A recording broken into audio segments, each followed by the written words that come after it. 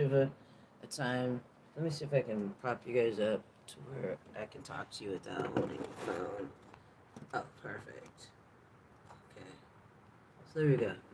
So yeah, I wanted to give you an update on what's going on with me in the situation. If you don't know what's going on with me, check out my past live stream. I just wanted to give you guys an update on what I'm going through right now. And currently, I'm staying at a friend's house just for a little bit, just until I can get shelter, a place to stay, and until I can get assistance. And today, this morning, I was on the phone with my social worker, and she connected me with human assistance, and human assistance was able to help me as far as being able to get me some assistance as far as food stamps that'll be going through next month. I wanted it to happen earlier, but it's just going to happen next month. So that's what's going to happen. I'll be able to get food stamps next month for assistance. I'm still a little person to watch it. I'm still staying at my friend's house on this couch, but I can't really let nobody know because I'm not on the leash, and I don't want him to get in trouble. So today I talked to my social worker, and she connected me with someone to help me to get my food stamps, which is called an EBT card here in California. And I also was connected with somebody to talk about to get general assistance, just funds to help me, money to help me in the meantime in my transition. So I'm going to have an interview with that person next week. Um, so they're interview me that it looks like I'm gonna get it, of course, because I'm homeless. I'm considered homeless, but they would take me more seriously and it would move faster if I went to a homeless shelter. So I have to think about that. I mean, Monday I'm gonna call them back. They said they can process things faster if I'm in a homeless shelter. So all of my stuff, all my belongings are still at the apartment complex. I got in contact with my landlord and told them what happened. They finally contacted me and told me that yes, he's still there. My husband's still there at the apartment. She saw them walking around here and there, and also that I might want to get a sheriff or a cop to escort me when I go to get my belongings. And then also they talked about how I need to go down there and sign some paper showing that I'm no longer living there at that apartment. So it's just like a whole. Thank you for the thumbs up. There's a whole thing just going on. I appreciate people that have been donating. If you want to donate, you can go to my PayPal. No, not my PayPal. My Google Pay, or my that was TikTok. You can go to my Google Pay or my Cash App. Those are the two that I've been taking money through. I'm not taking it through PayPal anymore because my husband is connected with my PayPal, and I don't want him getting any of my funds. I've already had to. I've already had to go down to the bank. I went down to the bank early this week, and I made sure that he was not on my account because we had a joint account, and I was the main, person on the account. So I removed him from my account. Um, so what I'm gonna do today is go downtown and deposit some more money in there from donations I've gotten, and keep my account open, and do my best to just take things step by step. That's all I can do.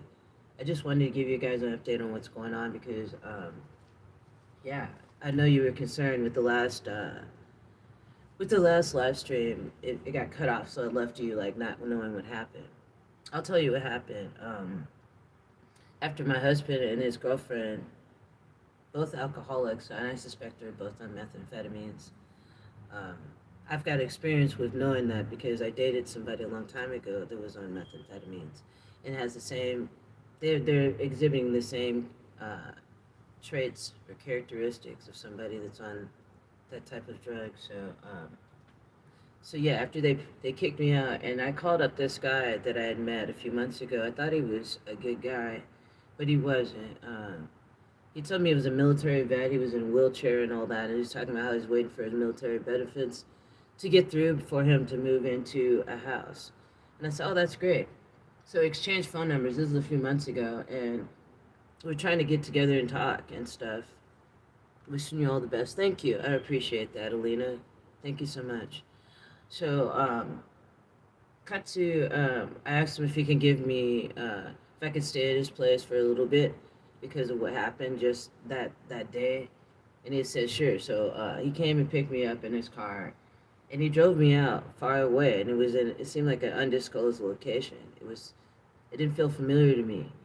And so he drove out there and he had a camper he stayed in with his son, his teenage son. And all the way on to the ride to where he's living at, he kept touching my thigh. And I kept taking his hand off of my thigh. And then when we finally stopped, I started texting or sending a message to my friend that I'm staying with right now about what was going on with the guy that I was in the car with. And I was saying, could I come by? Trying to be very, you know, low key about it, not letting him know what I was doing. The guy in the car, asked my friend, can I come down there? This is an emergency. This guy is like trying to do, make moves on me. I didn't think he was like that. He took advantage of the fact that, you know, I was vulnerable. And so, yeah, this guy was nasty. When I was in the car with him, he was talking to another woman, and the woman was reading him Bible scriptures, and he was masturbating to that. Right while I was in right while I was in that car, right while I was talking to my friend and saying, "Can I please stay over your place? I'll take a lift right out there, right away."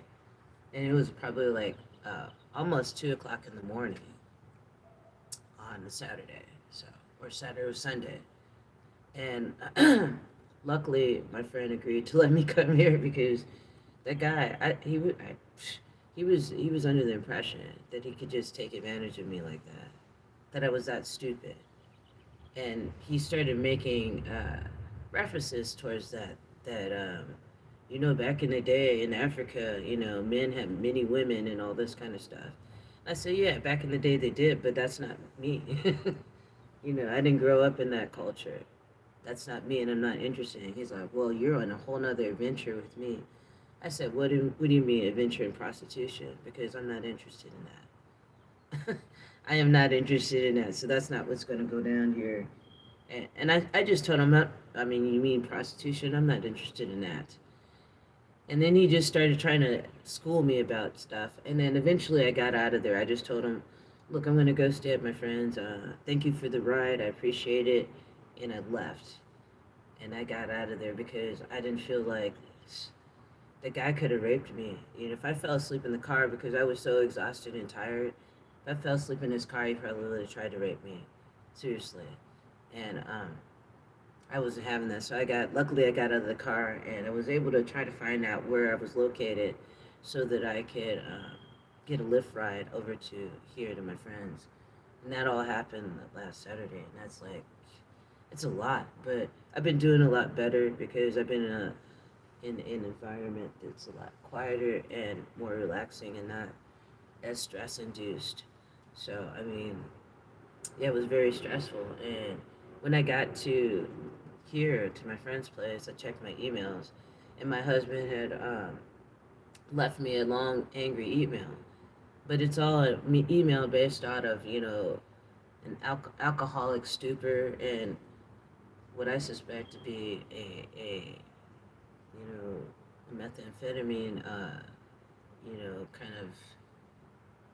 He was just so erratic and moving fast, extremely fast, talking really loud, yelling at me. Both of them, both him and his girlfriend. I don't know if I mentioned this, but it appeared to me that because I noticed 4 months ago, I noticed that the screen on the apartment bedroom window was missing. That was 4 months ago, and I told my husband about that, and he said, "Oh, that's odd, right?" Then when we got, he tried to confront me, him and his girlfriend, the night when they kicked me out. He told me that he started the relationship with this woman 4 months ago. So what I'm thinking is that he took the screen out of the bedroom window so this woman could come in and out of the bedroom. and spy and look at my stuff. And because she starts saying, yeah, I know all about you. I've been inside this room. And she's like, I just want my room back. And it's like weird. Because was this person staying in my room all that time for 4 months, just sneaking in when I leave? You know what I mean? Just waiting for me to leave and sneaking in. What's really bizarre is this also is that, I don't know if I mentioned this on the last live stream, but my husband told me he was staying in in a car, in her car, a Mercedes, in the same parking lot where our apartment complex is. That's what he told. That's what he told me. That because and then she got mad. She said because you won't move out, we had to sleep in the car. And see, that's just the logic of somebody that's not right. That's on something. A lot of times it can be meth. It just seems like a meth head type of thing to say and to do. And so he was just like, um, yeah, we want you to get out. And it's just like they were tossing my stuff and everything. And they had their little dog there also. The dog was adorable. You know, at one point, they slammed the door on me, and I just didn't want to go in there. I wanted to calm myself down because I don't want to join in with the anger. You know, I'm not that type of person. But they were trying to raise me up to some crescendo to be violent, physically violent. The strange thing is his girlfriend was talking about how she's an empath as she's swigging a bottle of whiskey. You know what I mean? And they're smoking out of a bong, but it doesn't look like it's, you know, it seems like it may be like something else, maybe crack. Seriously. The sad thing about this is I told my landlords about all of this in a long email. I texted the regional manager telling her about this. Sent her a photo, proof of the fact that he wanted me not in there. Because as I told you, I don't know if I told you this on the last live stream, but when I came home from running errands and going to the thrift store, I came home to like go to unlock my door, you know, and I saw a piece of blue tape on there, masking tape on there, with the words written on it, "Get out." And underneath it, there was a piece of scrap paper taped onto it, the door, saying "Get out" in pencil. So, and it just was very bizarre. It was very bizarre. You know, I don't know if I told you the story. I called the cops because I didn't want to go in there because I thought maybe my husband was going to be very violent along with his girlfriend. And when I called the cops or the policemen were saying that they couldn't do anything. They couldn't escort me in there or anything. They said that they just gave me a flyer for shelters. So, yeah, that's how much they don't care about you. I mean, you have to pretty much be literally in the gutter before you can get some assistance here, some immediate emergency assistance.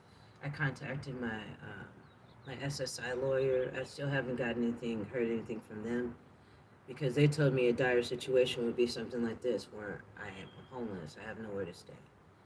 So it's gonna look like on Monday I'm gonna end up going to a homeless shelter, and I'm gonna find one that's specifically geared towards spousal abuse, because that's the only way I'm gonna get any help, and I can't stay at my friend's house for much longer because I don't want to get him in trouble with the lease and all that, and you know he's got his place, and this is his sanctuary. But I wanted to let you guys know what's up, and if you wanted to donate, that would be great because it'd be nice to be able to have some money for being able to move my my belongings, like getting a truck of some sort, or even maybe calling a lift van to, if there's a van big enough to haul my stuff over to where it is I'm going to live, because I need to find a place to live before I can haul my stuff anywhere. You know, I don't want to bring all my stuff here to my friend's place because he already has a lot of things that he has here. You know what I mean? So, um, yeah, if you want to donate, you can go through my Cash App or my Google Pay, and I'll put it in the description below. Um, yeah, I'm just really doing my best to stay steady and focused on what's important. And what's important is just take care of myself so that I can be able to take care of my son. Keep up the good work. Thank you, Peter Thomas. I appreciate you. Yeah, I appreciate you saying that because I'm not giving up. I'm not gonna give up. This great channel, thank you. I'm not gonna give up, and that's just how it is. And um, I know what my husband was trying to do with bringing his girlfriend over. He was trying to get some sort of extreme reaction, and he kept telling his girlfriend kept telling me he doesn't want you anymore. Just move on. And I've moved on. I don't even want him. I haven't wanted him for many years. So he's just uh, he's just something I can't deal with at all. So don't yourself. Yeah, yeah, exactly. I'm not gonna doubt myself. That's good advice. And I remind myself that every day. I meditate when I wake in the morning, and I meditate when I go to bed at night, and I stay on track and keep, just stay positive. I've been spending a lot of time out in nature too. So where I'm located, it's beautiful, and I'm seeing a lot more inspiring things, like seeing a lot of murals around here, and it's just a lot of healthy stuff that's keeping me motivated to keep going. So, yeah, I just wanted to jump on here and let you guys know exactly what's going on with me, and that I'm okay, that I'm still alive, and because I kind of left you guys hanging with that last live stream. Yeah, and I'm gonna see if I can get super chats put on here. I was told or suggested that I can do something like that with my YouTube channel. So, yeah, thank you for joining me. Thank you for being with me and supporting me. I really appreciate each and every one of you, even if you haven't um, chimed in with the live stream today. It just means the world to me that you even listen. So, if you want to donate, please do. It would mean so much to me. As I said, if you do donate, I can create a one of a kind piece of artwork for you, or I can create a video based on the topic of your choosing. And if you want, check out my artwork. I'm on Instagram under the name Psychedelic Darkmoon. Um, I have one item left on my Etsy shop that I could put my Etsy shop link in the description below. I've got one item left on there. So I've been, even though I don't have any of my supplies, any of my art supplies. I don't have my yarn, my needle and thread, my paint, any of that stuff. All of my supplies and everything was left at the apartment. The only thing I was able to get out with was my wallet, with all my ID and stuff, my notebooks with all my important information. Oh, thank you. I appreciate that. Considering, right? Speak soon if you're signing off. Okay, I will. Yeah, I'm gonna sign off now because I need to get things going. I need to get up to the bank, but I just wanted to let you guys know what I was going through and what's going on to keep you updated. So I'll see you guys. Thanks for joining me. Thank you, everyone, for joining. And take care of yourself and stay true to yourself. Some people may not like how you are, and they act accordingly to how they feel about you, but how other people feel about you is none of your concern. So, brightest blessings to y'all, and I will definitely see you soon.